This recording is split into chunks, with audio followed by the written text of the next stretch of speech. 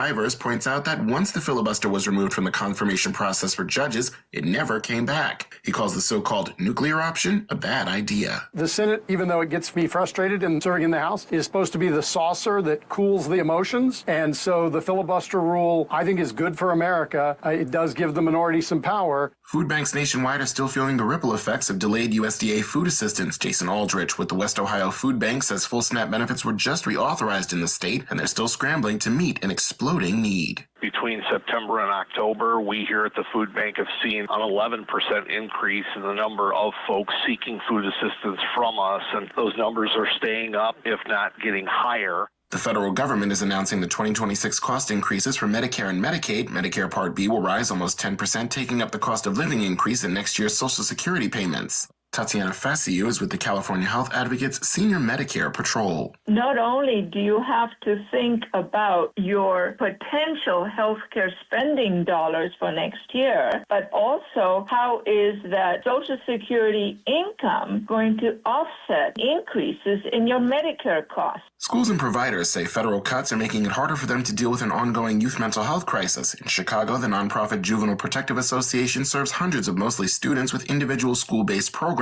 with 70% having Medicaid coverage. The association's Karen G. Foley says principals and educators were already stretching limited resources. Then you layer on top food cuts, you layer on top of that ice rage, you layer on top of that the news cycle and social media, and I give kids enormous credit for even showing up and trying. I'm Edwin J. Vieira for Pacifica Network and Public News Service. Find our trust indicators at publicnewsservice.org.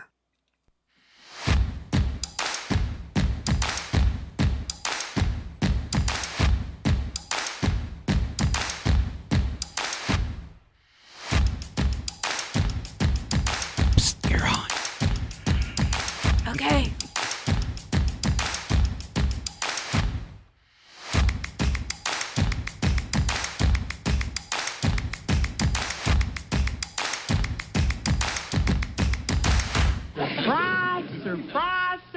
Whatever your name is, get ready for the big surprise.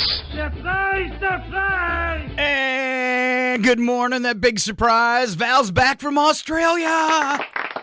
G'day, mates. I called Val and her husband Brad last night to check on her, make sure she was good for the show today.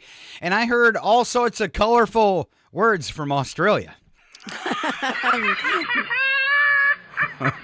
They are quite colorful. Wow. So did you, the first question on my mind is, did you catch anything? Like COVID? Yeah, just all that traveling. Yeah. We were really lucky, but I actually attached like a little hand sanitizer right to my purse. So every time, we'd been somewhere, we did a lot of hand sanitizing. Right. And yeah, we made it despite having this man on the big flight from Sydney to Dallas that kept us up all night because he was coughing so hard. I was sure we were going to come home with the plague. And we didn't, so I consider myself very, very lucky. I would too. That's kind of scary when you get sat beside somebody that's got the gack. Oh, and I don't know what it was, but I don't know how the man didn't break a rib. It was like once a minute the whole trip, I swear. All right. Could you ring the stewardess or the steward person and say, could we get a plastic bag to put over our neighbor? Yeah, exactly. I don't know if they'd appreciate that. But... Can we quarantine him somewhere other than, Yeah, please. All right, a couple morning jokes, and then we'll get. I know we're late. Oh, let's go ahead and do this because I know that we're very late this morning. We had some technical difficulties getting started, but we're absolutely thrilled that we're here because we weren't sure if we'd make it. Right. For sure. I mean, we had all sorts of weird things happen today. It was like I said, it's definitely a Tuesday that's acting like a Monday. And when we logged on and got ready to broadcast, all you could hear pretty much was behind us. So we had to scratch everything and start over. And then when we came back on, it started and then it went away. We don't know what it was. Yeah. I don't know. And then my Firefox locked up and Yeah, it was just couldn't send pictures like I was supposed to for Scott to show of the Australian trip. So it's just been crazy stuff I today. think I've got him. I'm pretty sure. Oh, Maybe. good. I'm gonna adjust my camera. Yeah, I that'd be do. great. So we'll try to work that in at some point. I'll have to remove like the screen from Val and put it on her pictures, and then she can tell us kind of what we're looking at. I know she's got some great stories and some pictures of her with wild Australian animals. Yes. All right. Now the one that I know of, I don't want to spoil it, but didn't you have a toy one growing up as a kid? I did. Our brother brought me one back from Australia when he was stationed in Perth. And it was so real life, it was almost creepy. I remember like poking it and stuff when I was a little kid. And when we were talking last night and you told me the story, I could picture that toy. And do you still have that toy in your house? You know, I'm wondering, it must be stuck in a box somewhere. I can't imagine that I would have gotten rid of it. It was funny because it was supposedly like a stuffed animal, but it wasn't like soft and squishy. It was really It could hard. hurt you. It had claws and everything. And like a real hard nose. And yeah, if you bonk somebody on the head with it, they might need stitches. Yeah, for sure. So, but yeah, I would imagine, I know at one point it was kind of losing some fur, but it has to be around here somewhere. I can't imagine I got rid of it. Well, it might be way too late for this, but the kids today, variety of cereal, yogurt, fruit or fruit juice. And then for lunch, you have chicken patty sandwich, tater tots, and fruit and vegetables for lunch. Weather-wise today, looking for a high of 48 under partly cloudy skies. I've had 3 days of snow. Hasn't accumulated too much except ice. Wonderful. Yeah, like snow 2 inches, get warm, turn slushy, freeze, and it's been doing it for days. For you guys, though, 34 for an overnight low with some clearing. For your Wednesday, partly cloudy day, 47 and 34. Thursday, same deal, partly cloudy, 47, 34. Friday, cloudy with a 20% chance of precipitation, 43 and 35. Saturday, 45, 37, 20% chance of rain. Sunday, right now, showers expected at 40% with a high of 44 and a low of 37. And next Monday, 44 and 29 with morning showers right now. So you guys, at least you haven't just like jumped right into winter. No, but I'm really having a hard time adjusting to the reality that if Thanksgiving is next week or 2 weeks, I don't know. I don't even know. And then Christmas is right around the corner because when we were in Australia, it was going into summer. So how strange. Yeah, how strange. But to see their Christmas decorations up too was really strange. So yeah, I haven't quite wrapped my mind around the fact that it's almost Christmas. Usually by this time I'm like really antsy to put up my Christmas tree. It hasn't even set in yet that it's that time. So. Well, let's do our morning openers. We'd like to feed you a couple jokes, and then we'll give you some other news headlines that you might need to know. Val gets to kick off the morning joke.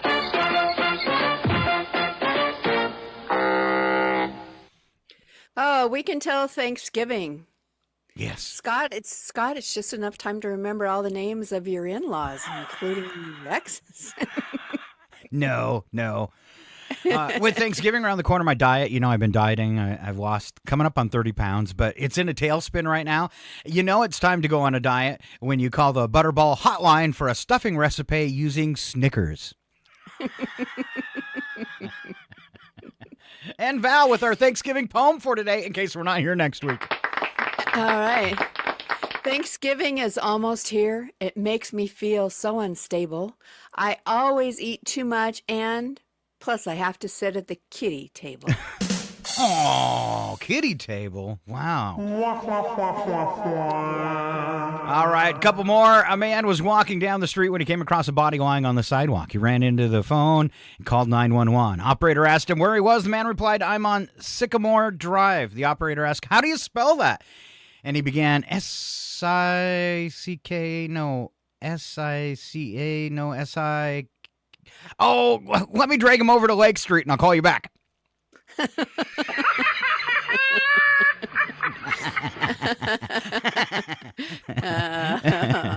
A little girl asked her father, "Daddy, do all fairy tales begin with once upon a time?" He replied, no, there's a whole series of fairy tales that begin with, if elected, I promise. On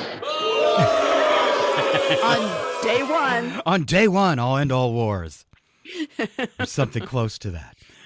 All right, let's run through a few events. I had a couple flyers that came into the radio station. First one was for the annual meeting coming up. That one's... I didn't even look at the date. I'm sorry. All right, Christmas toy drive going on until December 18th. Okay, so you got a while on this. You can bring joy and love to the holiday season by donating a new unwrapped toy for a less fortunate child. You can bring new unwrapped toys, books, games suitable for ages 3 to 12. Please do not donate clothes or perishable items. Drop-offs. Colville Toyota, 160 West 3rd Avenue in Colville. In Chihuahua, it's the Quartzsite Brewing Company, 105 West Main Avenue. This is put on by New PA. NEWPA is a registered 501c3 nonprofit organization. More information, nupa.club. Ooh, maybe we need like a .club extension. That's kind of cool. .club. I don't know if I've heard of a .club before. It must be something new.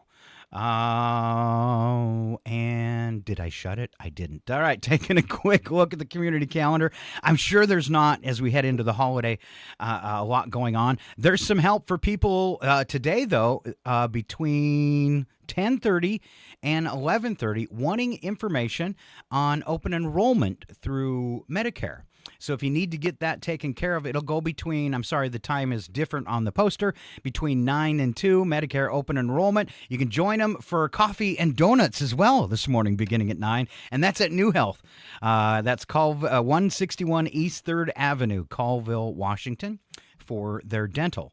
All right, so that's where they're having this today between 9 and 2. So if you need some help, you have some questions on re-enrolling while open enrollment is going on, it's happening at the Colville Dental office today with coffee and donuts, Val. Coffee and donuts. You had me at donuts. All right, tomorrow you've got Chihuahua Library Tech Help between 3 and 4. You also have a free Thanksgiving community dinner. And then there's bingo that night at Fired Up Pizza, which could be kind of fun, too. So I'm waiting for the community dinner to open up. I'll give you all the details on that in a second. That's going to happen on the 19th between 5 and 7 for tomorrow. And it's at St. Mary's Catholic Church. I was pretty sure, but I didn't want to say something to ruin it, and that's 502 East Main. If you are new to Chihuahua, you could take advantage of that. On Thursday this week, you've got the food bank open in case you need some help. That goes from 10 to 2. Senior Citizens Potluck and Games. That happens, I'm going to give you, it happens in Springdale.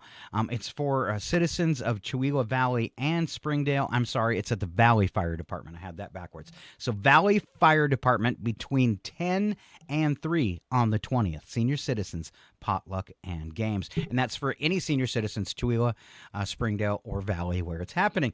On to Friday, you've got Chihuahua Chamber of Commerce meeting. And there's also a Snowciety movie.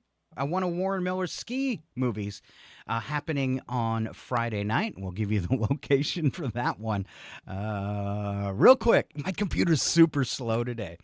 All right. Warren Miller's Snow City. And if you're familiar with Warren Miller, he does these all the time. It's happening between 6 and 8. Doors open at 6:15. Show starts at 7. Tickets are $15. And it's happening at the Chihuahua Center for the Arts. Friday, November 21st and Saturday, November 22nd. All right, if you want to catch that ski film. For all the ski buffs in Chihuahua, and we know we got a ton of them, right?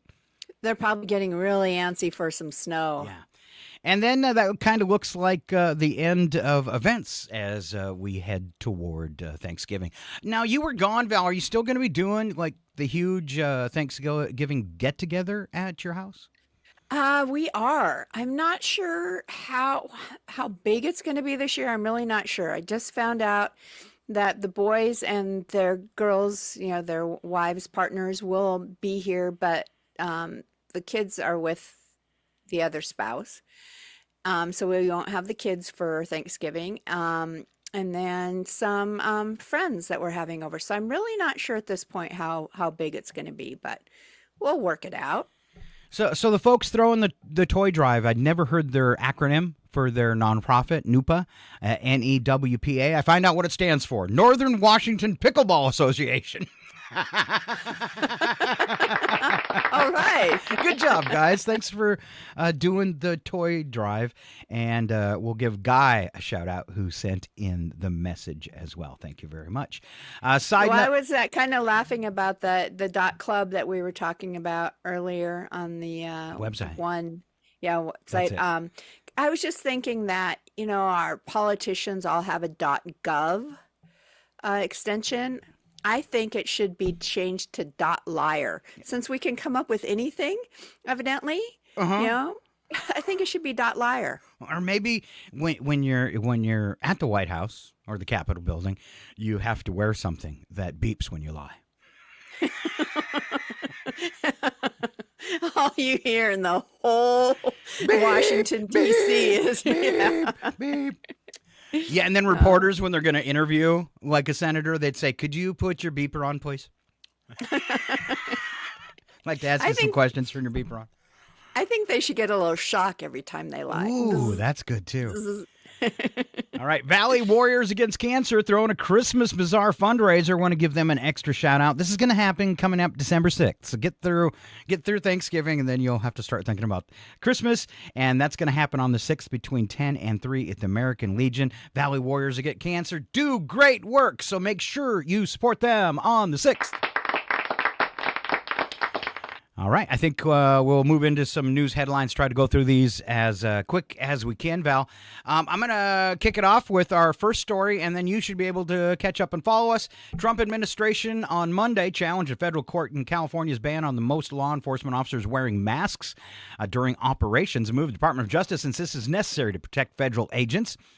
In a lawsuit filed in U.S. District Court for the Central District of California, the Trump administration argued that California's law, signed in September in response to immigration raids over the summer in L.A., was an unconstitutional attempt to regulate federal law enforcement officers. The move comes after months of immigration arrests conducted by masked federal agents who use aggressive tactics across our country.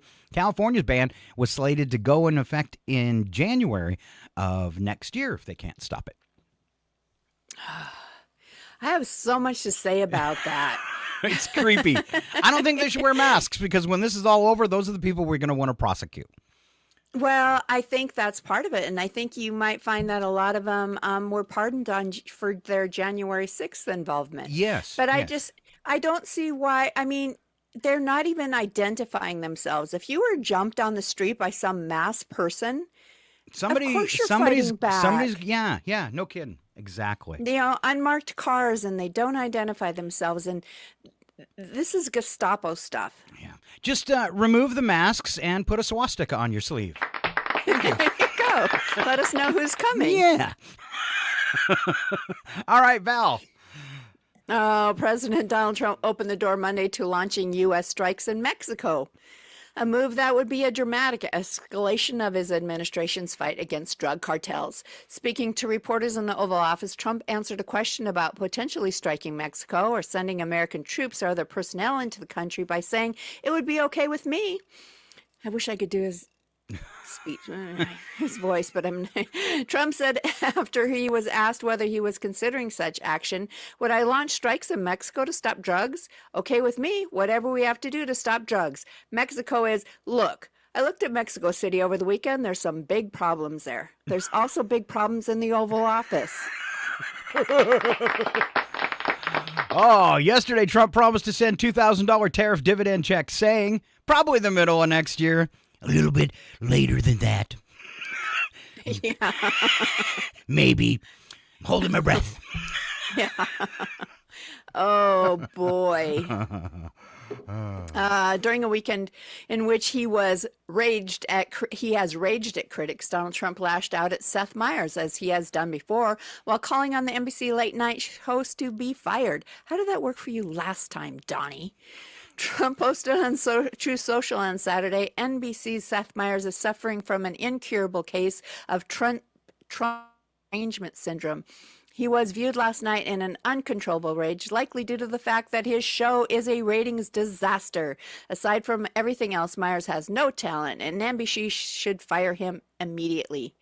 Soon after Trump's post on Saturday, Trump's FCC chairman Brandon Carr reposted the president's angry message to his X account. Now, as a broadcaster, that freaked me out. I have never seen a chairman of the FCC do anything like that. No, they should be unbiased, impartial. All of that is just insane. But like I said, I mean, he tried that with Jimmy Kimmel on ABC, and how did that work for him? Yeah. I mean, just the uproar, and I'm hoping NBC can see what ABC went through and all of their affiliates, from Disney to Hulu to all of that. What a punch they received as a backlash for that when they tried to fire Kimmel. So I'm hoping NBC doesn't bow to the pressure. Well, several of them have in many different ways. CBS for sure. Yeah, 60 Minutes, CBS's news flagship show, is struggling to fill its guest seats with anyone willing to openly criticize Donald Trump, especially under its new mega-curious boss, Barry Weiss. The latest episode of 60 Minutes focused on Trump's pardon of billionaire Chinese felon Changpeng Zhao, founder of the cryptocurrency giant Binance, a move critics have blasted as corruption. Why? Zhao, whom the Justice Department accused of causing significant harm to the U.S. national security, received a pardon from Donald Trump just months after Binance struck a $2 billion partnership with Trump's family and their crypto venture, World Liberty Financial. So they're in cahoots with this guy who gets arrested, and then Trump pardons him. Because they're in business together. This is so bad, people. Why, if this corruption was going on under a Democratic, Democratic president, there would be violence like last time. Right, yeah. And I just don't. I don't understand how his party is standing by and letting all of this happen. It's beyond me. I mean, the obvious dementia, the obvious mental decline, certifiable, whatever, and they're just standing by and standing behind him. I don't get it. I just remember the uproar over when Biden stepped down, and how many people knew about his mental decline, and they just went on and on and on about it. It's far more obvious this time. No kidding. We're watching in real time as a madman runs the country. All right, but while dozens of people directly involved with all aspects of the pardon spoke with CBS for the episode, journalist Scott Pelley said they refused to appear on camera for fear of retribution by Trump. Wow. All right, last one there, Val. It's kind of a three-parter. You want to? There's two more, but you want to wrap up that three-parter that's kind of spread out there. Okay. As the Trump administration continues to crack down on undocumented immigrants in major cities, it also made moves yesterday to tighten immigration laws. In Charlotte, North Carolina, federal immigration authorities have now detained more than 130 people suspected of being in the U.S. illegally, prompting peaceful protests and the closure of some of Latino-run businesses. The operation is expected to move to Raleigh today. Wow. National Guard moves. A federal official said hundreds of troops sent to Illinois and Oregon will return to their home states amid a legal standoff between the states and President Trump. A Tennessee judge last night also blocked their deployment to Memphis. Can I stop for a minute? Yeah. Yay! Okay, sorry. Yeah, yay for that. The administration is weighing whether to deny green cards to legal immigrants who use Medicaid or other federal assistance. Meanwhile, the Supreme Court said it would review a policy that blocks asylum seekers at the Mexican border. Wow. Right now, over, I don't know, just the course of his life, President Trump has filed over 4,000 lawsuits or been involved. 4,000 lawsuits. Wow. Let that sink in. Wow. Well, he's a big man. And can you imagine Not a good one. the cost that we as taxpayers are incurring for his continued litigation and suing of different agencies in different states and all of that? He's not paying for that out of his pocket. No. Any kind of savings that Musk actually might have done for the country in the beginning when they were gutting government agencies has all been lost by our new gold-plated wing at the White House. No kidding. It's ridiculous. All right, last story here. The big headlines today were all about the craziness in our country. Even this one, even though it's not directly related to Trump, Harvard University professor Larry Summers said he'll be stepping back from public life after new details of his relationship with sex offender Jeffrey Epstein came to light. The House is set to vote to release all the Epstein files today, but what? Trump's FBI has had 6 months with these papers, so I'm sure they've totally been rewritten. I'm sure. I'm sure any mention of him has scrubbed from, the latest lawsuit he filed the way it works, it will keep his name from coming out. So anything that involves him will be, because of this litigation he started, will be deemed not a, whatever the word. How's that legal? It's not, but it's his. That's why suddenly out of nowhere he's saying, "Yeah, release the files," because he already had the FBI. They said they brought in 1,000 FBI officers to go through it and black out things. Well, that was everywhere Trump was mentioned.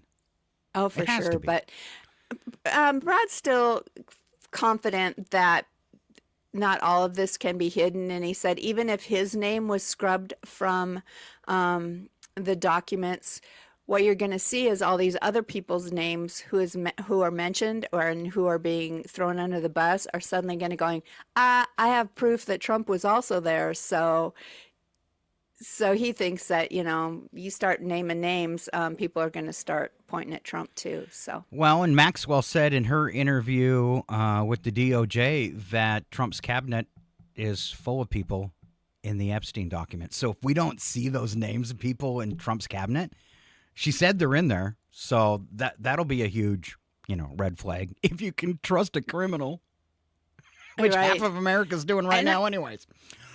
Well, and I think the other thing that maybe we have to go, he has to have a safety net because he would not have all of a sudden said release them. So he's got something going on behind the scenes. But if Marjorie Taylor Greene can stand in Congress and start naming names according to the survivors that have come forward, there's always that, and I think that's why he's attacking her personally right now, because she said she was going to do that. So, but he's got to feel like he has something in place to protect him, not just legally, but politically as well. He's got to feel like he's got some back door. Sure. Or else he wouldn't have done it. Yeah. He's always self-serving, so. All right. Hey, I think that's the end of today's news. It's actually just scratching the surface. Scratching the surface of the horror that awaits you for the rest of your day. All right. Let's see if we can alleviate some of that with today's Bits and Breaks. This is Things You Didn't Know Yesterday, and my very intelligent sister shall deliver them. All right. Yeah. Something you didn't know yesterday is that Domino's Pizza was originally called Dominic's. So D-O-M-I capital N-I-C N-I-C-K apostrophe S. So Dominic's. Huh. All right. Like fingerprints, everyone's tongue print is different. Really? You want to see mine? Stick that on the thumb reader on your phone. Why are you licking your phone? Well, that's the way I clean it. Plus, it's how I open it. That's right. The guy who wrote the hugely popular Chicken Soup for the Soul books was rejected by 123 publishers before landing a book deal. Ooh. Oh, it's a myth that all polar bears are left-handed. I didn't even know that was a myth. Researchers show that both paws are used equally.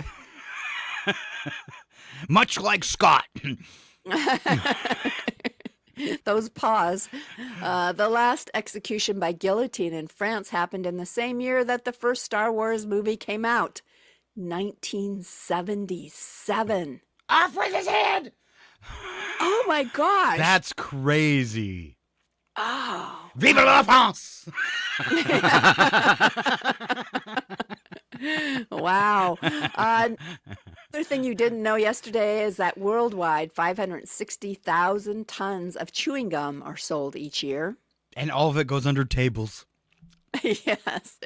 A word you can type on the top letter row of a standard keyboard is, get this, typewriter. Ooh, ooh. Wow, how many hours did you spend on that, Val?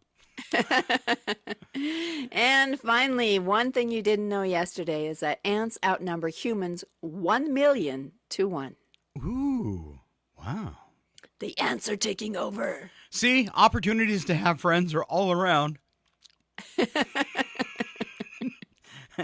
All right, let's do some holiday stuff, Val. What games does your family like to play when they get together at the holidays? Do you guys ever play games, or is it all drinking and karaoke for you? I would say when we get together at the holidays, yeah, we don't.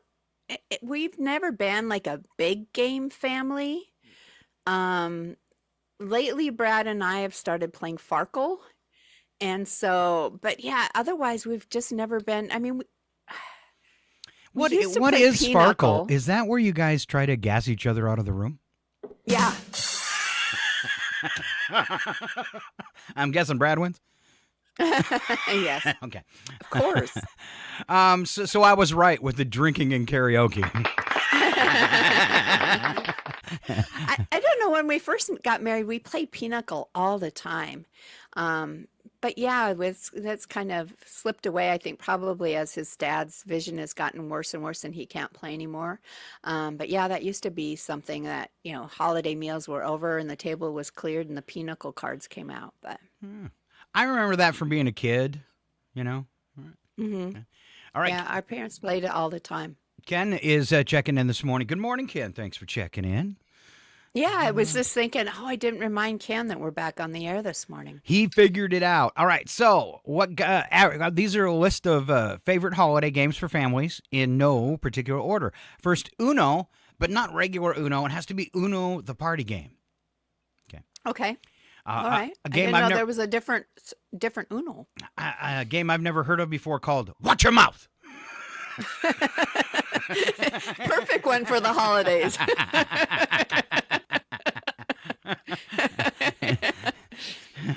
And remember, if anybody ever said shoot something at the dinner table, what Dad would do? Like, shoot me some turkey, shoot me some butter.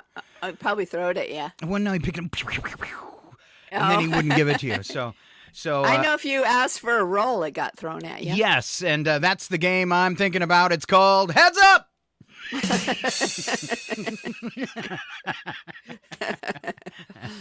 Do you remember how crazy we'd get at some holidays when all the family would come out from North Dakota and we'd all be up in Newport and then we'd start the drinking games?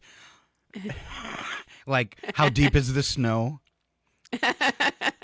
Randy's any reason to take a drink when you're with our family? And then we had putt-putt golf, and the brother-in-law decided to go out and shovel the entire 9 holes of 4 feet of snow so that we could putt-putt golf at Christmas, and we did. See, I don't remember that. You know how bad my memory is. I don't remember that one. I wish I did. You didn't see the sign I made on the camera. All right. Uno, the party game. Watch your mouth. Heads Up. Cards Against Humanity. The kids really like that one. I have not played it with them yet. That's not one you could play with little kids, though. Oh, so not really a family game. Not really a family game. Unless your family's the Kardashians. Well, unless your family is able to keep things clean, because I know this family ain't.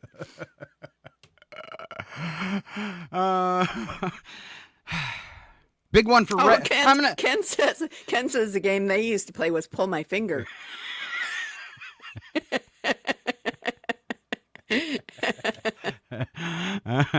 All right, one for people that wear red hats. Truth or drink? They're falling down drunk. And the last one is Jenga.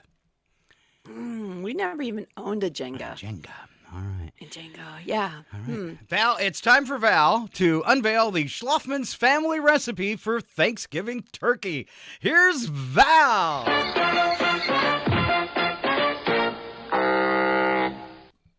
All right, you need to start by setting your oven to 350 degrees. And I'm going to stop right here. I'm going to give you all a minute to grab a piece of pen and paper because you're going to want to write this down. I'm not going to remember this either, even though I'm a schluffing.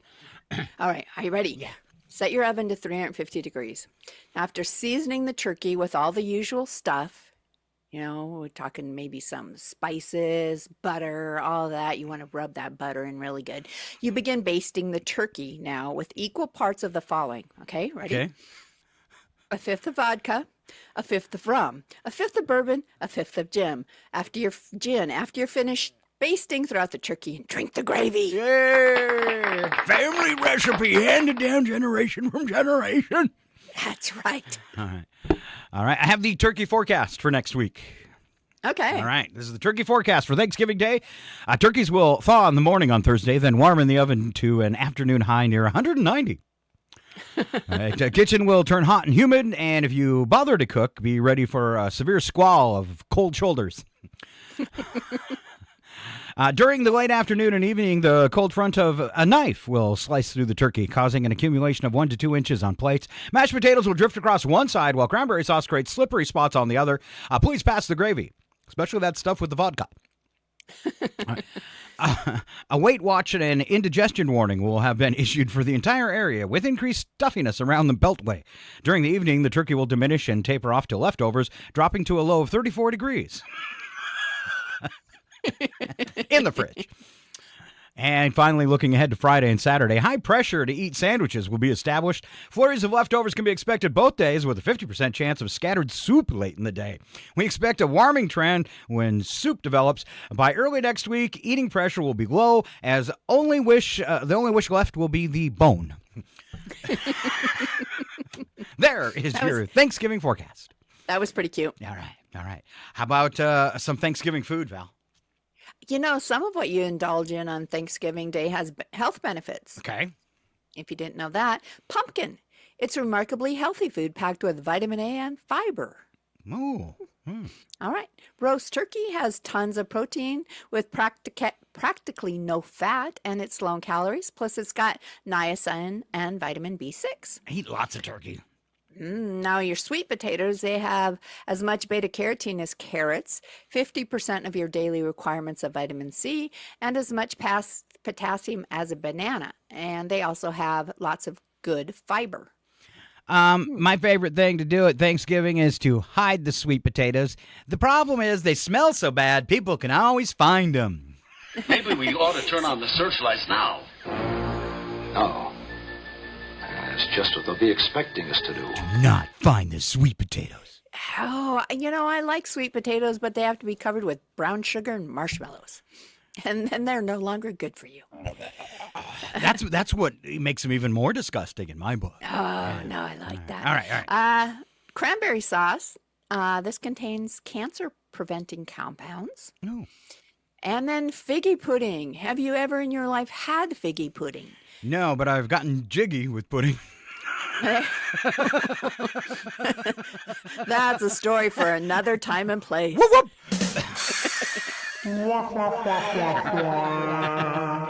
I mean, if it hadn't been for the Christmas story, I wouldn't even know there was such a thing as figgy pudding. Okay. But they're evidently made out of figs and are a good source of potassium, calcium, magnesium, and niacin, and a nutritional gold mine.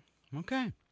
Well, if you're going to do that figgy pudding and you're going to do the pies and the nasty, icky, disgusting sweet potatoes, then you should have a Thanksgiving Day without any guilt. Here's how you get to do that. By carrying a 20-pound turkey from your car to the kitchen. It burns 25 calories. Take it back and forth a few times. Yeah. Okay. Val, if you bake an apple pie and don't eat any, it burns 114 calories. Oh, okay. Yeah. If you bake 10, you can have some.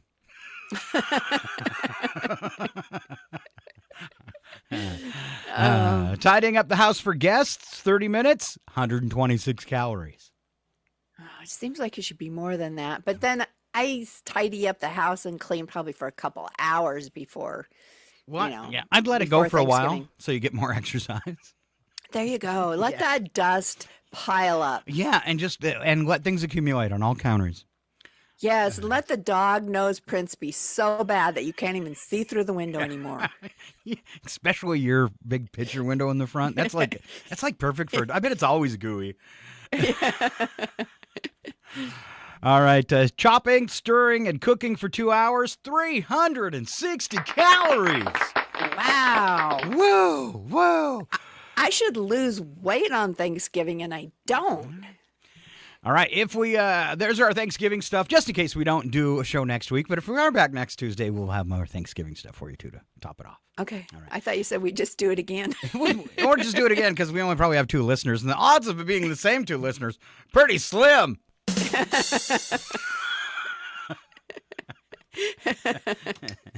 Once you tune in Tuesday, you don't come Ken back. will be here. Oh, Ken, yeah. We got 1 listener. Carrie usually listens to us. I don't That's see right. her popping in today, but we have a couple that come back. Yeah, that's right. Despite our, talk political ramblings. Yes, they haven't taken us away yet, but they might. They might. If we're not here one week, you never know. All right, for our next 2, we're going off to work, and Val has this idea for suggestion boxes. All right. If you put out a suggestion box at the office, you just never know what to expect, right? Yep. Some of the oddest suggestions, according to a poll at careerbuilder.com, are I think you should be allowed to change clothes in your cubicle.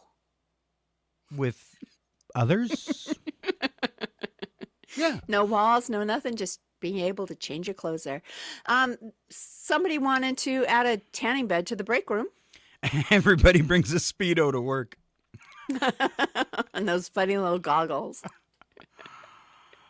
Oh, this one. This guy is genius. He thinks there should be beer in the vending machine. Nothing's getting done. It's Casual Friday. To only be required to work during daylight hours because I'm scared of the dark. Ooh, I like that. You know what mine is I don't like to drive it in the dark. So can we just make sure that I can get to work and go home in the daylight?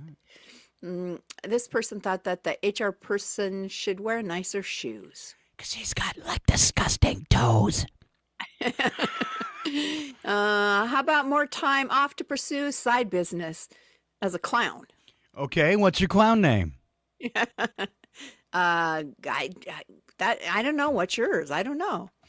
It.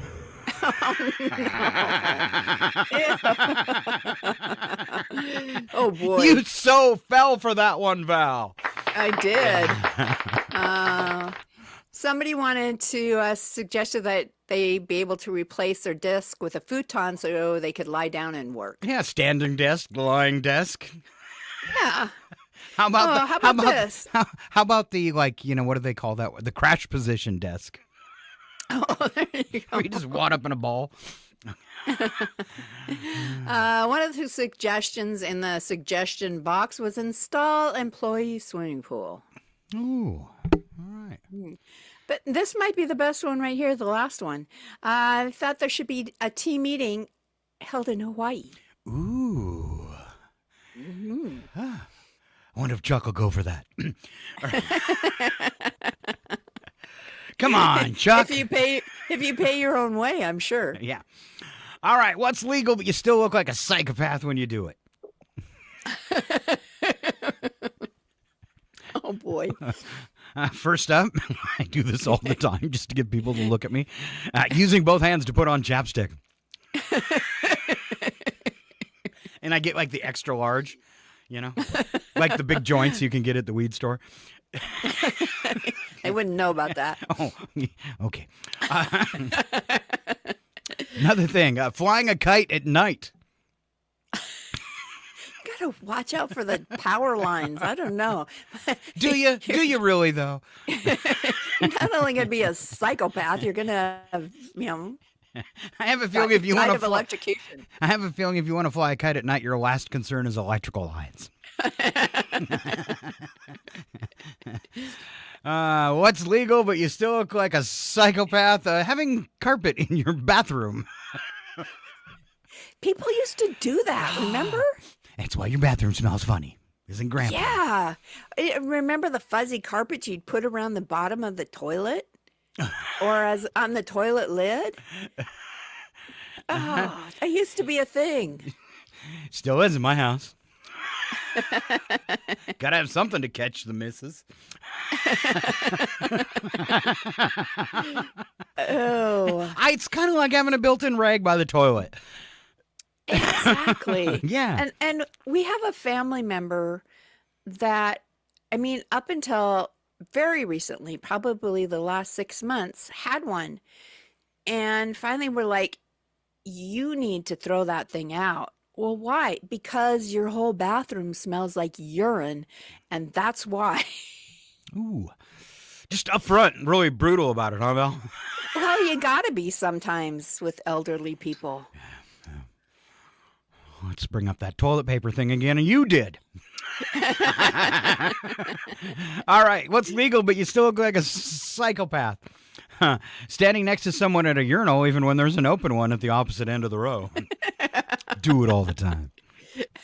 Just to freak them out. Yeah. I could have went over there, but you know what? You smell kind of good. All right. How about wearing a wedding gown to someone else's wedding? I want to see how you do it. I want to see how you do it. All right. Did you catch that one? Wearing a wedding gown to someone else's wedding? I dare you. Oh, man. They would throw you out. Something I used to do, working out in a suit. And tie. I'm a busy businessman doing my business, and I don't have time to stop doing business, so I'm going to work out in my suit. Be on the treadmill with your computer doing office work. I want to do this live on the air. Eat a banana with the skin on. Oh, I wonder how disgusting it would be. Casually eating a stick of butter during a business meeting. What's wrong with that? Nothing until you throw up. Oh, that's one thing I missed in Australia. Is it's really hard to find butter. Everybody has like the spreadable fake stuff. I'm like, I want butter. Really? Did you couldn't find it. Did you get to eat You could Vegemite? not. Did I what? Oh, yes, I did have Vegemite. Nice. Yeah, it's odd, and it wasn't horrible. I could eat it, but I would not go out of my way to find some Vegemite. But I don't know if you would survive Australia though, because they do not have half and half or creamer, or like heavy cream. How do they cook? I don't know. They're like, oh, we're gonna get the heavy milk or something, and it's like 2%. I don't know. It's just bizarre. It's like the first thing I did when I got home is I bought some half and half. Wow. So was it like kangaroo milk? I didn't look at who provided the milk. Milk from kangaroos. All right. Let's see. One of the politicians in our country bit into a hot dog sideways and then in the middle, like a sandwich. They won't say which one, though. All right. What's legal, but you still look like come on. Why not? Yeah. Legal, but still look like a sociopath? Writing an S from the bottom up. Oh, is that possible? Oh, I guess you can. I guess I could, maybe. How about eating the crust of the pizza first? Lots of people do that. Especially if it's like one of the stuffed crusts. Oh, okay. Yeah. All right. We got a few more, but in the interest of time, I think we are going to skip those and spend a couple extra minutes with Val and her trip to Australia, since I'm sure there's some of us that'll never get to go. Now, Val, you were in Australia for a total of how many days? 28 days. Wow, 28 days. Now, what was the first thing that struck you when you got off the airplane? Oh, let's see. I think probably just the fact that we kind of talked it was warm instead of, kind of where we were, coming from that fall weather to something really warm. Where we landed in Sydney, the climate is pretty mild and temperate. So yeah, I guess it was just, that's what kind of hits you. And you kind of lose the sense at times that you're in a foreign country. I think it's just, because other than hearing the accents, everybody's speaking English and all of that. So yeah, at times you were almost like, oh wow, we're actually in Australia. So. Did it smell different? No, not in Sydney. I don't think there was any. It was just maybe because the trees were flowering and stuff like that. You got some of that. The jacaranda trees, incredible, just completely purple. Ooh. So you've got huge trees that are purple, and it was gorgeous. All right. So this first picture I got up, you can see it too. Was that you guys in Sydney? That is in Sydney. You can see the Sydney Bridge in the background. Oh, there's a better one. Yeah. So I guess interesting in that I pictured it being much, much larger when you hear about the Sydney Bridge. So it's not as big as you're kind of maybe imagining like I was. Okay. All right. Got a cool lighthouse. We had tons of those around Maine. Yeah. This was on the Great Ocean Road. So it was in the Melbourne area. And one thing I learned in Australia, a lot of times they kind of drop their R's. So they don't necessarily say Melbourne. It's Melbourne. So they kind of, the other one is, I didn't know how to say it. It's written Cairns, which you would think is Cairns, and they just say Cairns. So yeah, they kind of drop their R's sometimes. So you've got to try and figure out how they pronounce stuff. All right. Beautiful river there. What was that one called? This is the Daintree River up in the rainforest in northern Australia. This is where they have lots of crocodiles. Ooh. So you don't go down to the water's edge anywhere in this area. They say stay at least 5 meters back from the edge of water because that's about how far a croc can launch themselves out to grab you. Wow. So tell the story of the people that weren't staying 5 feet from the edge. So we went on it was called a crocodile cruise, and our tour guide was really fun. He was like, if you've ever seen Crocodile Dundee, he was Crocodile Dundee. And so we get to this one beach, and as we're walking up to the water, it says, recent crocodile sighting, stay out of the water. And as we're walking up, there's these people standing out in the surf. And the tour guide is just like, you've got to be kidding me. And so he sends us on this little walk up to a lookout that's supposed to be really cool. And when we get back, I kind of noticed that people aren't in the water anymore. And we get back on the bus, and he said, I have to tell you guys, I just couldn't take it. He's like, I went out and told them that they were being stupid and to get out of the water. And so Brad says, so can I ask what country they were from?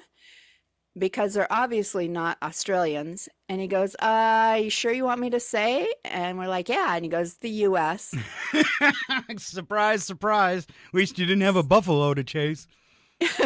And then Brad says, you should have found out if they were Trump supporters and then not tell them if they were. Oh, bum, bum. And the whole bus erupts into laughter.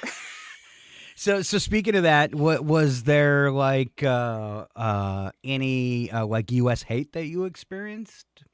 None. Okay, good. Yeah, at least not outwardly, I guess. But no, people were really good. I think I had this person say that they asked if we were from Canada. And I said, no, we're from the U.S. And they said, well, you have a very Canadian dialect almost.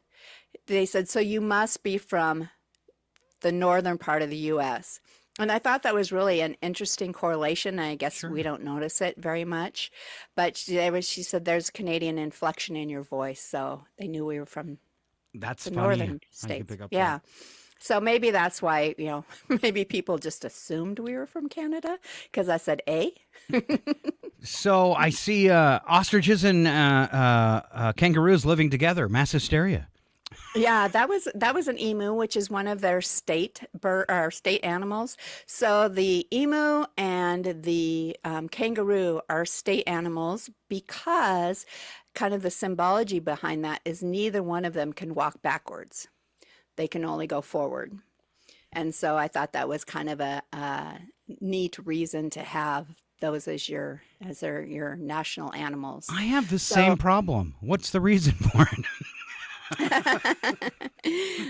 So where we stayed, where you see the emus and the kangaroos all together, we stayed at the Crocodile Hunter Lodge, which was actually built by Steve Irwin's wife.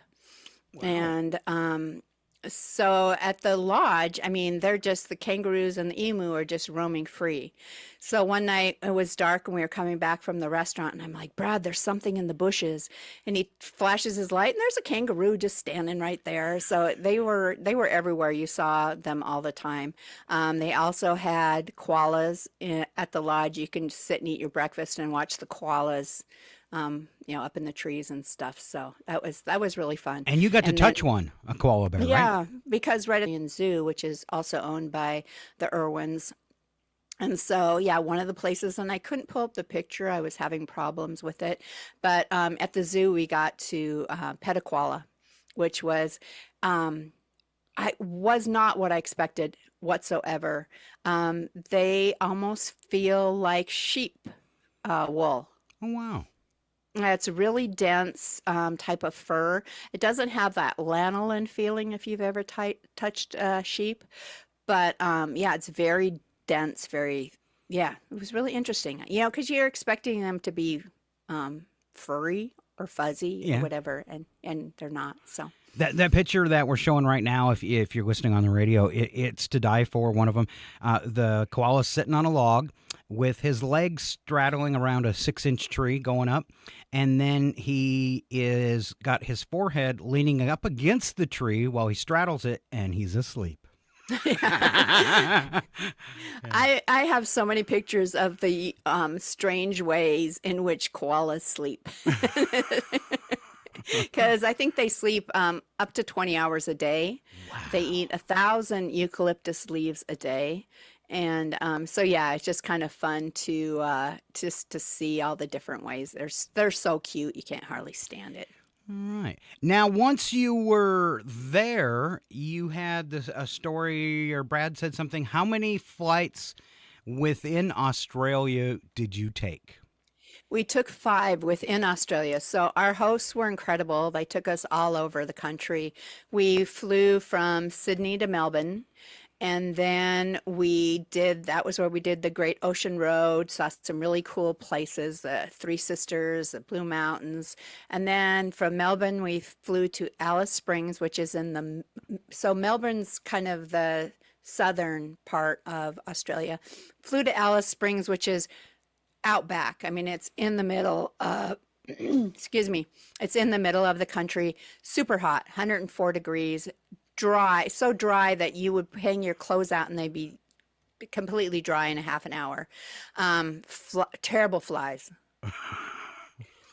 I mean, to the point where you almost had to wear a fly net because they were so bad. Thank goodness they didn't bite. It's not like our little black flies, but they were super annoying. But that was where they have one of the Aboriginal sacred sites, and it's called Uluru. So one of the pictures you had was the red rock behind us. That was Uluru.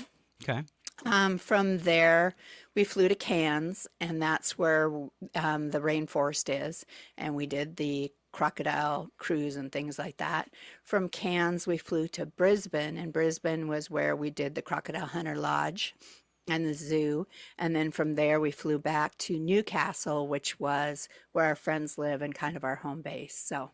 Wow. So, the thing that blew me away the most visiting with you and your husband last night was the fact that you explored more of Australia than you have of America. It's so true. Yes. Wow. Yeah. Wow. So, and it's thanks to our hosts who wanted to make this a spectacular trip for us, and it really was. Yeah, just to, I would say, when we flew into, I was talking about Sydney and even Melbourne, other than the fact that, I mean, they're huge cities with 100-story skyscrapers type of thing. You really didn't feel like you weren't in the country. Excuse me, but once you got up to like Uluru in the middle of the outback, I mean, everything's red. I mean, the sand is red. We went on a 100-mile gravel road between two cities, 100 miles of this, completely red rock. Wow. Red gravel, red whatever you want to say for the road. It was insane. I think we saw one person the whole time we were on the road. Did you bring some red rocks home? I really was going to, and then I wanted to, I wish I'd had a little jar to put some in because it was really cool. But all right. But yeah, so and then the rainforest. I mean, I'm sure in the South it's super humid, but I've never been someplace that was that humid that you felt like you were kind of in a sauna. And so that was different too. But I would say climate-wise, probably my favorite place was Brisbane, where we stayed at the lodge and stuff. So excellent. Yeah. All just right. An incredible trip. It's funny, some of the different things that they have that you kind of have to get used to and ask them what they're talking about, because they said something about mossies, and I'm like, it's a mossie. It's a mosquito. So they tend to shorten their words a lot, and make contractions of it, like, it's brekkie instead of breakfast. And just, chooks are chickens. Okay. So one of the restaurants was, hot chooks. I'm like, what is a chook? It's a chicken. Just so some of the wording, I think the accent sometimes can be a little bit hard to pick up, but it's mainly because they have these different words for stuff. And so, I mean, we'd have to stop and say, what is chook? and then just the difference in food, like their pies. They're like, let's go get a pie. And you're thinking, oh, coconut cream? No, they're one of their national staples is meat pies. So think like a chicken pot pie, but they have any kind of stuffing you can imagine, beef pies and everything. And when they go to a game, like a football game where we would get a hot dog, they get a pie. And so they're about the size, think the size of a donut maybe, and they just hold them and eat them like we would a hot dog. So yeah, so if you're ever in Australia and they ask if you want a pie, don't be expecting an apple one. Okay. Excellent. So I'm just touching the tip of the iceberg. It was just so much and just incredible. Well, congratulations. What a fun trip, and thanks for sharing it. Yes. All right, we're running long today because we started short. We're going to go to a quick break, thank the sponsors, and then when we come back, we'll do local birthdays, a little bit of history, and then we'll wrap it all up with today's odd news, but you have to stay right here. It is Northern Lights Public Radio. Scott and Val are right back.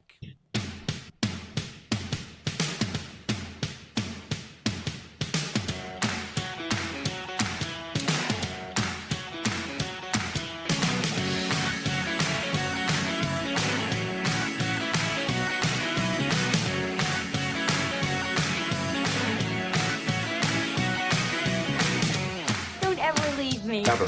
Good, because I'd find you.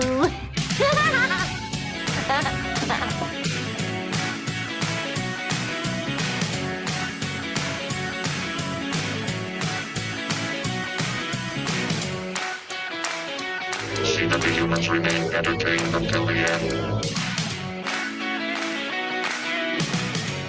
From Feature Story News in London, I'm Stuart Smith. US President Donald Trump has suggested he's open to talks with Venezuelan leader Nicolas Maduro, who's facing pressure from the White House as his country witnesses a large military buildup in the region. Mitch McCann reports. Travelling back to Washington after a weekend in Florida, the US president spoke about increased tensions between the US and Venezuela and told reporters we may be having some discussions with Maduro and we'll see how that turns out. He added they would like to talk. The US has moved its largest aircraft carrier into the Caribbean, and Reuters reports it has 5,000 military personnel and dozens of warplanes on board. Maduro is wanted by the US, which has accused him of ties to the illegal drug trade, allegations that he denies. While America's goals or plans in the region are unclear, Mr. Trump, when asked what action the US may be set to take, said he has sort of made up my mind. Japan is trying to calm down an escalating dispute with China over Taiwan that has prompted Beijing to urge citizens to halt travel to its East Asian neighbour. It's the new Prime Minister's first major diplomatic test less than a month into office, after angering China with remarks about Tokyo's position on the red line issue of Taiwan. Laura Westbrook reports from Hong Kong. China claims Taiwan as its own to be reunited by force if necessary. In her comments, Japanese Prime Minister Sanae Takaichi suggested Tokyo could take military action if Beijing attacked Taiwan. She later said that her comments did not constitute a change in policy. China, though, has unleashed a flurry of economic reprisals and threats of more retribution. It's also warned its citizens not to travel to the country. Japan has dispatched a senior diplomat to Beijing to meet with Chinese officials to discuss the tensions. Japan is expected to explain its security position has not changed and urge China to refrain from actions that damage ties. Pakistan has ramped up counter-terrorism operations in its western province that borders Afghanistan, with the government saying the country is facing renewed security threats. The move follows a deadly suicide attack in Islamabad last week that killed 12 people and injured dozens more. Islamabad blames Afghanistan for allowing militants to operate from its soil. That's a charge the Afghan administration denies. Hira Mustafa reports from Islamabad. Security officials say intelligence-based operations are now taking place daily along Pakistan's western frontier as the country intensifies its fight against militant groups. The military says security forces killed 15 militants in 2 separate operations, 10 in Dera Ismail Khan, about 300 kilometers south of Peshawar city, and 5 in North Waziristan district. Pakistan blames Afghanistan for the surge in cross-border attacks, with the Prime Minister and Defense Minister accusing Kabul of sheltering militants. With FSN Spotlight, I'm Simon Marks. Today, is the United States about to attack Venezuela? President Trump says ground warfare will soon begin against alleged drug traffickers in the country after a series of attacks on speedboats that the Pentagon, without providing any proof, says were filled with illicit narcotics heading to American shores. Venezuelan President Nicolas Maduro has placed the country on a state of alert and drawn up plans to protect vital infrastructure in the event of any US attack.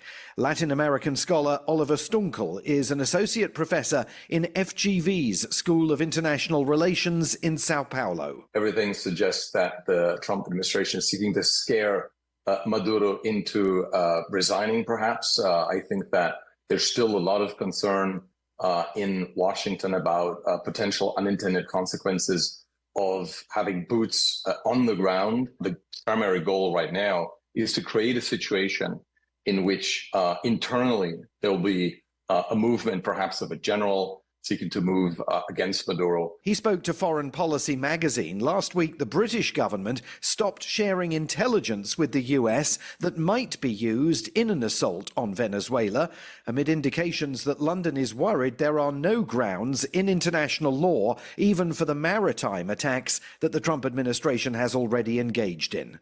With FSN Spotlight, I'm Simon Marks. To recap the top stories, the UN Security Council has endorsed a transitional government in Gaza to be led by US President Donald Trump, though questions remain over the details and timeline. Tokyo is trying to calm an escalating dispute with Beijing over Taiwan that's prompted China to urge citizens to halt travel to Japan.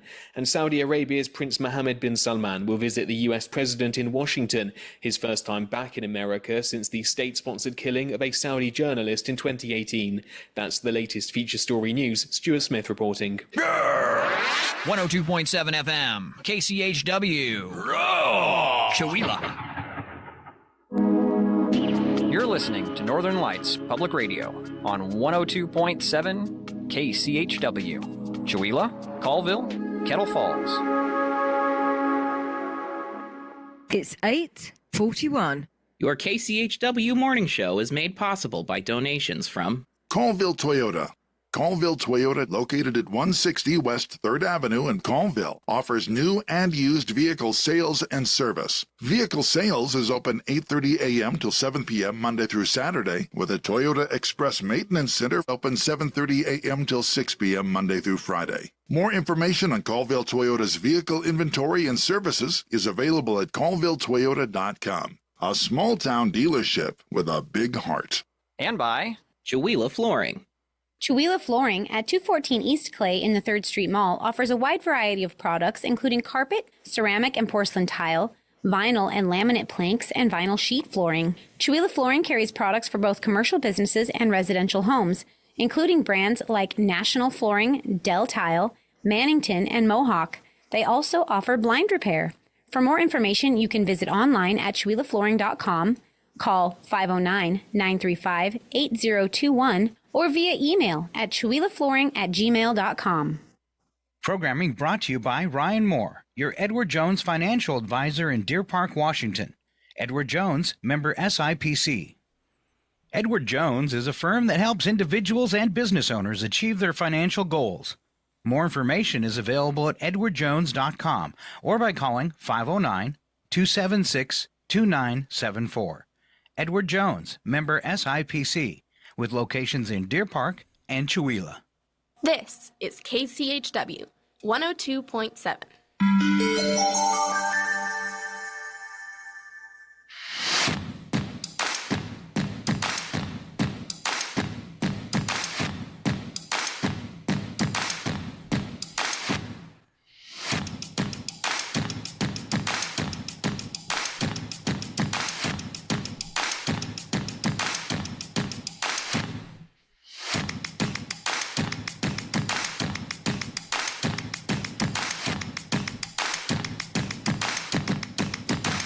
And we're back. It's KCHW 102.7. It's Tuesday. My beautiful sister has returned from Australia. You got Scott and Val.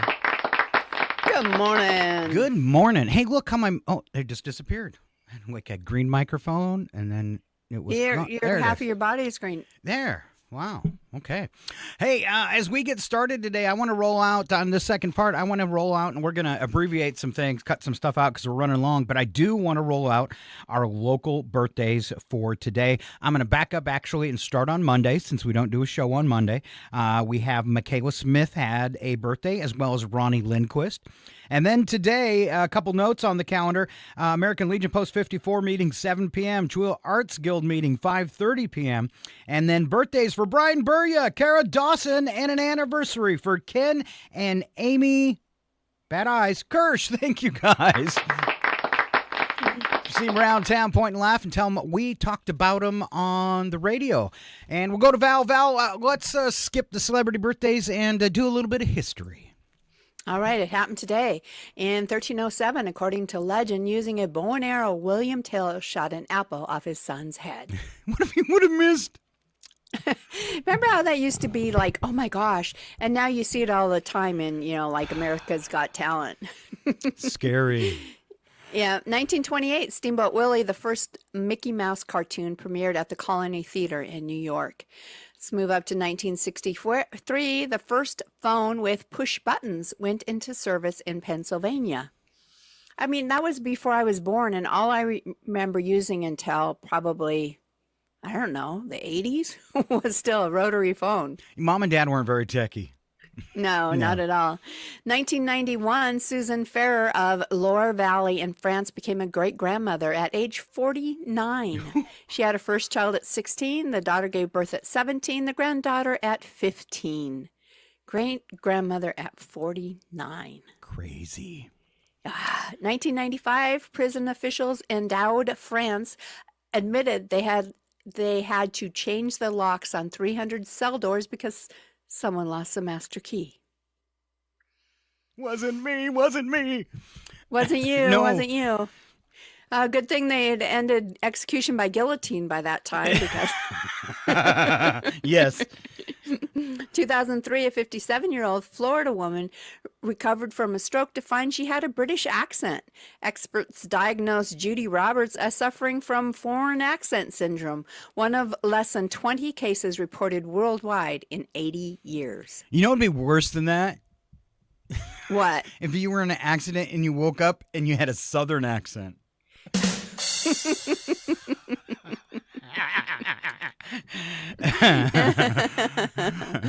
It's true. Yeah, it couldn't be something fun like, British or something. Yeah, no, southern.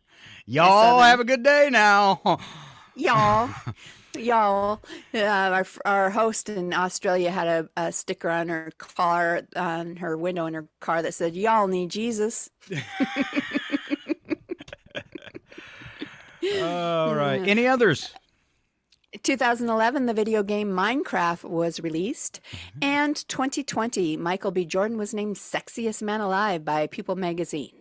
Okay. And in 2026, I heard Scott's up for a nomination. Whoa! Whoa!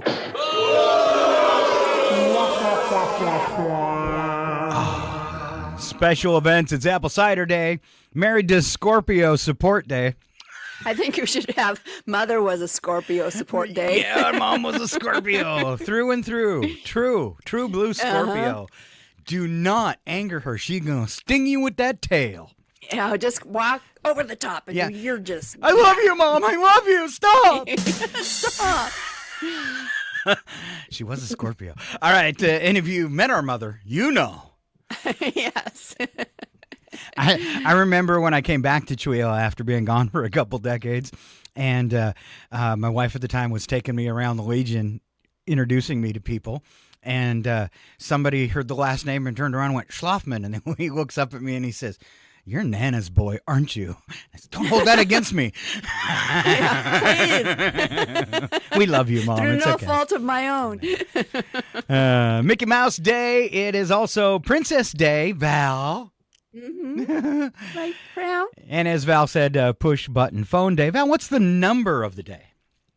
It is 10,001. It's pieces in the new Lego Eiffel Tower set. Ooh. I wonder how much it is, for one. And I wonder how long it would take to put it together. Well, we're starting just a couple minutes late, and if you like to listen to it before you head into work, you're going to be late to work. Sorry. Slap some bacon on a biscuit and let's go. We're burning daylight. It's the world of strange. A world gone wacky. Out here, due process is a bullet. And some of the scariest people on the planet. I think you're bluffing. Be afraid. You know, you look mighty pretty when you get mad. It's your odd news on KCHW. Just sit back and enjoy the show. All right, Val, so before we do the odd news, I've been playing with AI. And I like to write songs, and then I found this great site that does a really good job producing them. You've heard the intro and outros I've done with AI. So I wrote a song about something I struggle with. Okay. Food and being single while you were gone. Would you like to hear it? It's only a minute. Of course. All right. Okay. All right. Yeah. Honest. It's not me singing, but I did write it, and I definitely have some rapping skills. Okay. Yeah. It's so rough being single. Forget about not getting to mingle. I'm talking about the food. I don't want to be rude, but cooking sucks. I said it. Cooking sucks. If I only made the big bucks, ladies would feed me in a tux. Because cooking sucks. Who wants to cook when you can read a book? Jump on a plane and take a look. Get elected president and be a crook. That's right. Cooking sucks. I said it.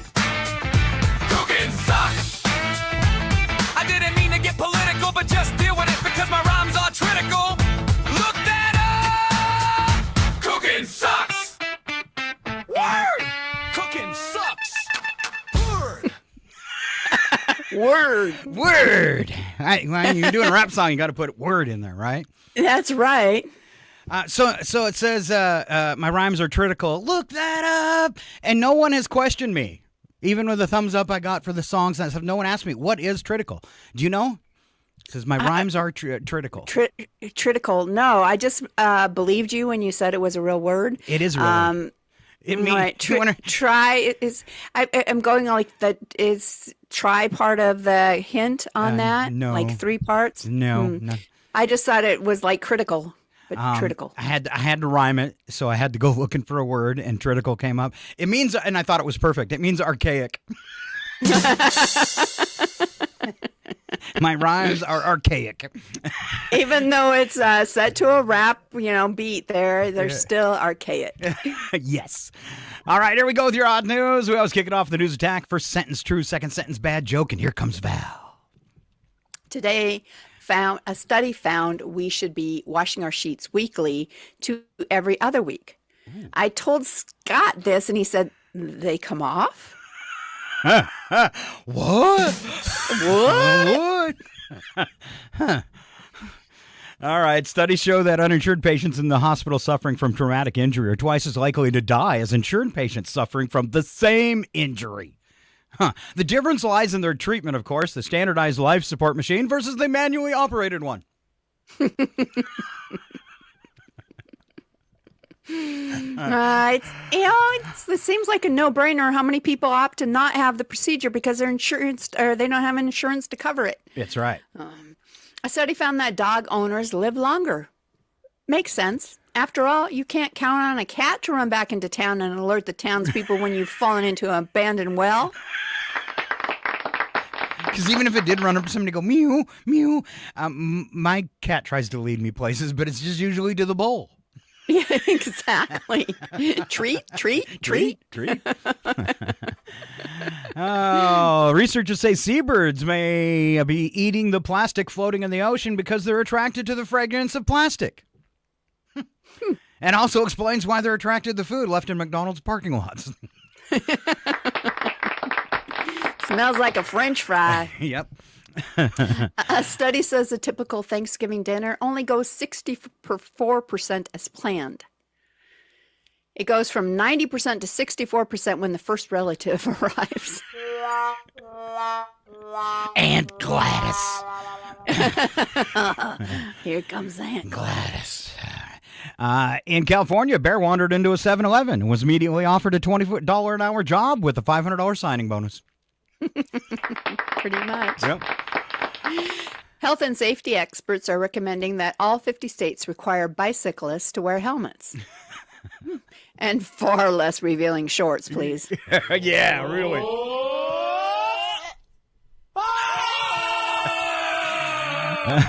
A survey also found the most expensive state in which to get a divorce is California. There's attorney fees, court costs, and the hush money to your maid. Arnold Schwarzenegger. Oops. Yeah. A woman was banned from Carnival cruises because she brought CBD gummies aboard. Ooh. How was she going to deal with her family vacations? Sober?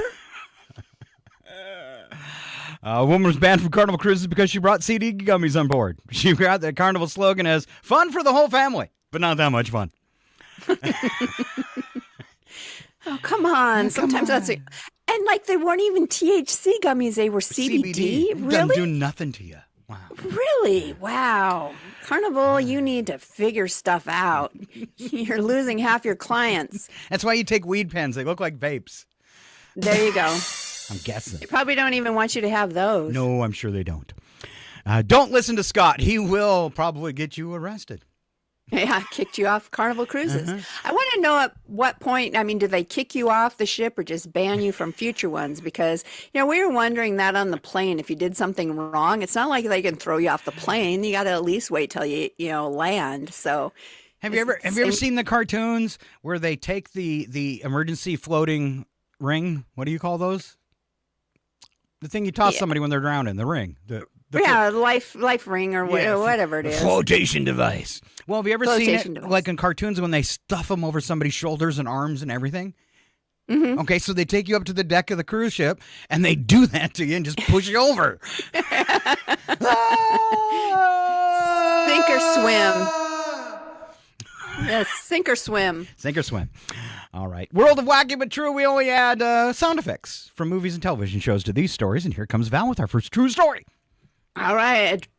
A driver A driver in Arizona shouldn't have been surprised when his SUV was hit by a train after he tried to drive around the lowered railroad crossing arm at some railroad track.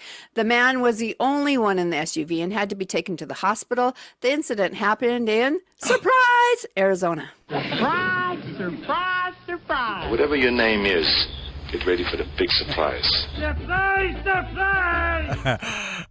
Arizona.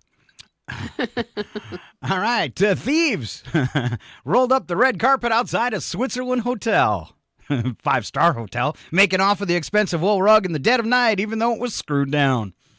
What? Yeah. It is I, King Snagglepuss. Roll out the red carpet. Welcome, Mad Eva. Mine host, you've slighted me. Where's the red carpet? The lackeys with candelabra, the trumpeters. Wonder why they didn't roll out the red carpet earlier. Come on down, stop on by, hop a carpet and fly to another Arabian night. Keep your hands and arms inside the carpet. I love carpet. That's it. And now we know why Except they in took the bathroom. it. Except in the bathroom. All right, Val. A woman in Hopkinsville, Kentucky was expecting a package of medicine that she had ordered, but what came in the box was very, very different. 2 human arms and 4 fingers. Ooh. WSMV TV reported that the woman contacted 911 and the Christian County coroner, Scott Daniels. Daniels responded to the home and gathered up the unexpected parcel, and the body parts are being dispatched to the correct recipient. But it's unclear in this case who that was. But I think it was the guys who stole the carpet. Pretty sure it was those guys because... Here. Anywhere. Keep your hands and arms inside the carpet. And he didn't. All right, off to Germany we go, where a jewelry shopkeeper thought it was a coincidence that a customer's name on a credit card was the same as his. Then he turned the card over and saw his signature. That's when he realized the customer had stolen his card in a recent burglary and was unaware of who he had handed it to. Unlucky customer who tried to charge the jewelry was instead charged by police. That's not mine. I'm telling you, baby, that's not mine. I don't even know what this is. This sort of thing ain't my bag, baby. It belongs to him. It's his card. He stole it. Talk about almost instant karma. I love it. Gizmodo reported on November 5th that doctors in the Philippines have documented the case of a woman whose armpits leak milk. Dermatologist writing in the journal JAAD case report said the patient was born with extra breast tissue on both sides of her underarms, which swelled up after she delivered a baby and produced milky secretions from the underlying hair follicles. The condition didn't bother her when she wasn't pregnant or breastfeeding. Doctors said it affects fewer than 6% of women. And this story was creme de la weird. What did you say? Yak's milk. Milking a yak ain't exactly a picnic. But you know, once you pick the hairs out, it's very nutritious. No. It's the same as armpit milk. Kangaroo milk. My latte tastes funny. That's because it's armpit milk. Yes? Disgusting. Creme de la weird. I'm sorry. I'm so sorry. All right. In Wales, a group of robbers forced their way into a warehouse, carting off a load of TVs. And it was a big haul, too. Whole truck full. There was just one small problem. These weren't new TVs. They were defective units that were in temporary storage after being returned. Again, instant karma. Yeah, instant karma. Gently does it. We don't want you to arrive all broken. Whoops. They did arrive all broken. All right, police in Chile caught a street vendor who was selling chocolate ice cream made with cocaine. The man made it himself by adding cocaine paste to the mixture. He sold them on the streets alongside other normal flavors. He told customers the ice creams were guaranteed to get them high. The man was caught after an off-duty police officer bought one of the cocaine ice creams from him by accident. Accident? Sure. Let's go live to the scene. Ooh. Ooh, I like it. I like it!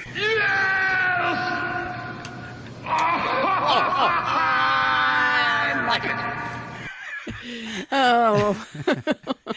That is the worst case of ice head I've ever had. Brain freeze. Brain freeze, and it's numb, too.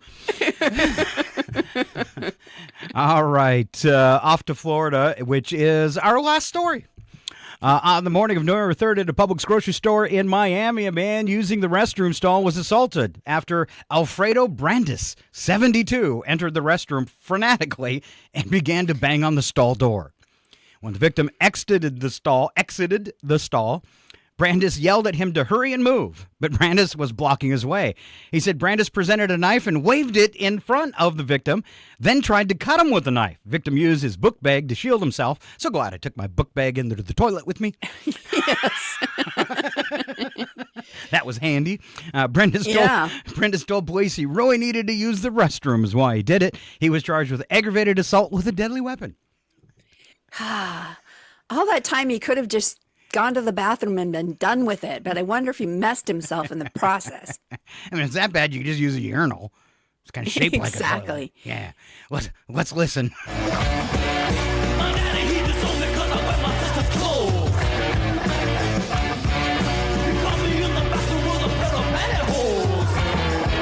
Explain so much.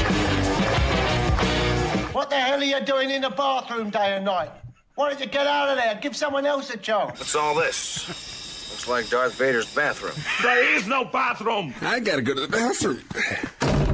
Hey! We're out of toilet paper! Dun, dun, dun! Worst feeling in the world. Yes. All right, big round of applause for my sister. So glad you're back from Australia, Val. Thank you very much. It's really nice to be back.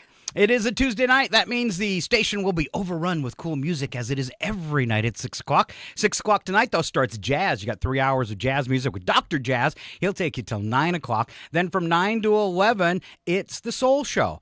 Tomorrow morning at the morning show, we gather Sharon and Paula and Chuck, and they deliver everything happening in Stevens County. It's the lowdown of events tomorrow morning, and tune in with them. You know, there might be some cool things coming up between Thanksgiving and Christmas. I bet you there's some holiday plays you can find out about, too, from Sharon. So there you go. Yes. All right.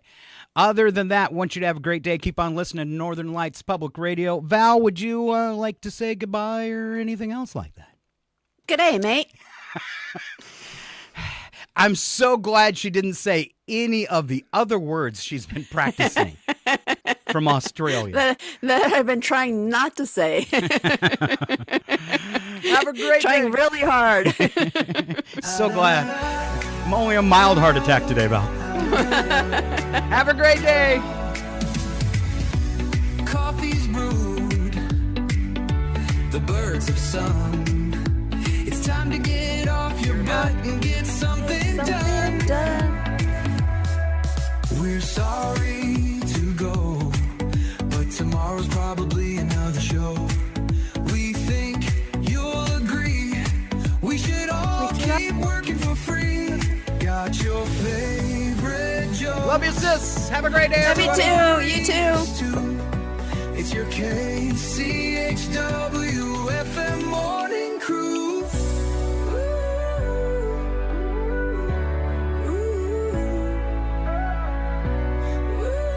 Great job, team. Head back to base for debriefing and cocktails. You're listening to Northern Lights Public Radio on 102.7 KCHW. Chewelah, Colville, Kettle Falls.